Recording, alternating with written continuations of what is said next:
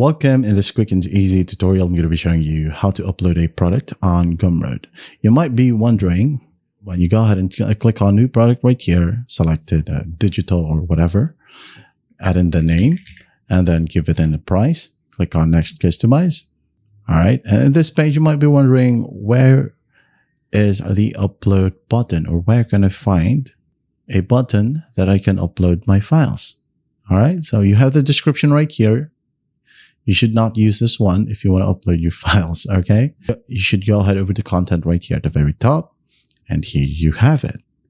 Click on upload, choose to use Dropbox or an embedded media, or straight up from your computer drive. Click on it and go ahead and select the media that you wanted to upload. Say, for example, this one. Click on open, wait for the upload process to finish, and then once that's done, continue editing right here.